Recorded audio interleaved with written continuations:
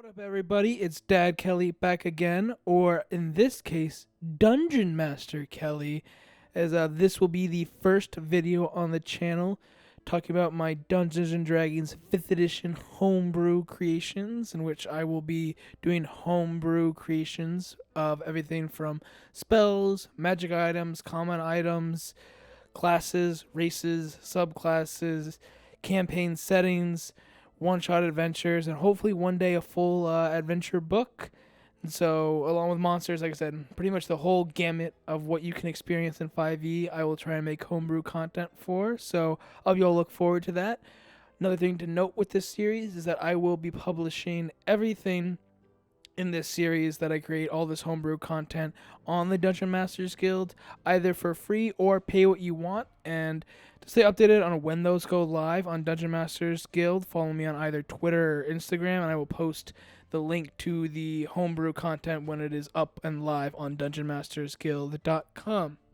So today, for the first homebrew video on the channel, I decided to do a spell. So, a little background behind me as a Dungeons and Dragons player. My two favorite classes are number 2, Ranger, and then by far, by a country mile, is Druid. I absolutely love the Druid class.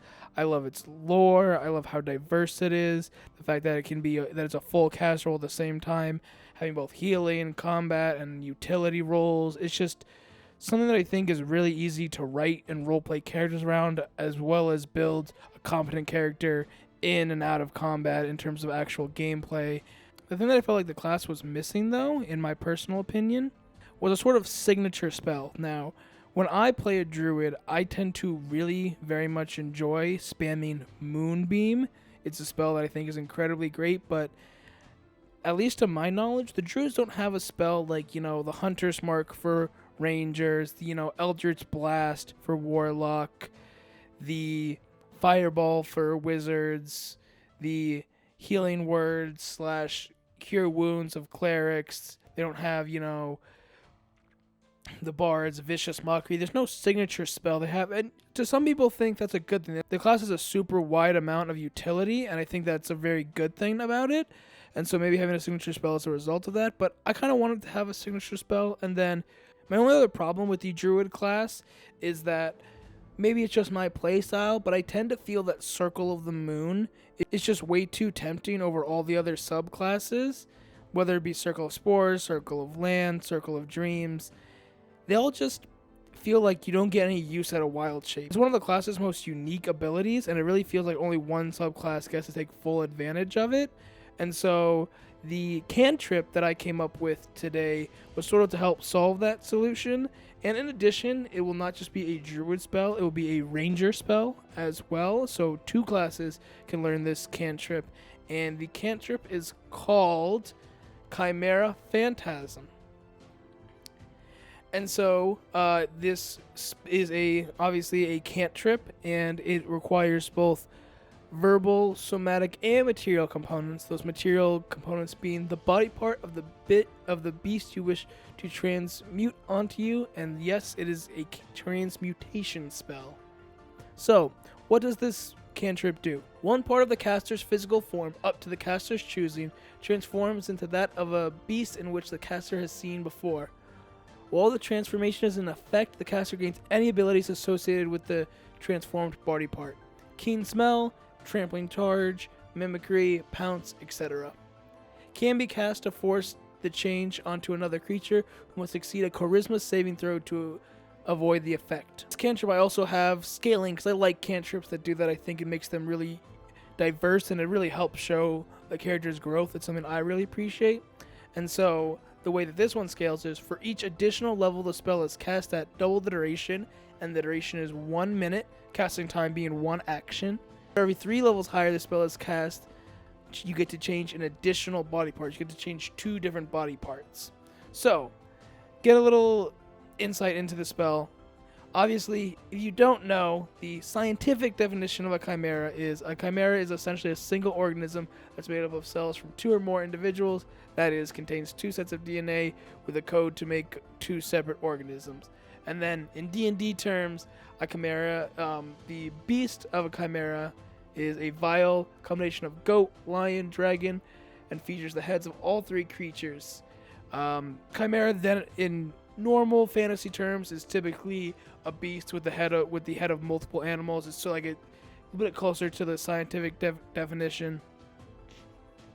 Why I really like this spell is because not only the scalability I talked about earlier, not only it being a signature spell for Druid, but I think it really helps solve the problem of the other subclasses not really getting to use their animal instincts and the wild shape, the signature class ability, to its fullest. And on the other end with Ranger, it makes it to where you can still have a big connection to the wildlife as a Ranger without having to go Beastmaster or any of the other like companion subclasses. And I think that adds a really nice diverse touch with this spell that you can just apply to any subclass in either of those two classes. And in terms of balancing it out, because some of those abilities can be pretty powerful, and the scaling on that, 1 minute duration, that's 10 rounds in combat. Obviously out of combat that's not amazing, but but in combat that's great. Is the material components, is that you have to have the physical body part of the animal you wish to do, which makes it to where, obviously I mentioned things like pounce, things like trampoline, charge. A lot of Rangers and a lot of Druids aren't going to have the strength to carry around objects like these, and like the Druid wild shape in general, you have to have still also seen them, so you can't just like buy them from like a merchant who has like skinned these animals and has their body parts, or a taxidermist. So it makes it to where the class really wants to explore and they really want to go hunt beasts. I feel like the motivation to hunt gameplay wise is not there for two classes that really do roleplay wise want to have that. And so I think the spell is balanced in a lot of interesting ways. I think it scales really nice. I think it solves a lot of my big issues with two different classes, and it adds a lot of unique, interesting role-playing elements, and making a lot of side content and making some random encounters, especially random encounters with beasts, a lot more potentially exciting for players that play either of these two classes. So yeah, that is my first homebrew content for D&D 5e on the channel, a cantrip for Druid and Ranger known as Chimera Phantasm. Let me know what you guys think. Do you think it's not powerful enough? Do you think it's too broken? Do you think it's not interesting enough? Do you think it's too complicated? Do you think it's too simple? It's not interesting enough? Do you have any interest in playing your games? What sort of things would you change if you were an editor on this spell? Let me know in the comment section down below. I'd love to hear your opinions. Also comment what your feelings are towards both the Druid and the Ranger classes, and my qualms with them, whether you agree with in terms of how much you love these classes, or if you don't love these classes, and or not if you agree with my opinion on what the classes need fixing on and their balancing issues. I'd love to hear it, so comment down below. This is the first video where I kind of am really interested to see what people have to say, and look forward to it. So I don't know whether it'll be a first level spell, whether it'll be a common item, a magic item, a monster, but expect next week the second video on the homebrew D&D 5e content. And when you want to see when this goes live, so you can download the PDF and have this spell for yourself to use in your own homebrew games, follow my Twitter and Instagram to see when that gets posted on the Dungeon Masters Guild. And I will see you all next time. Have a great one.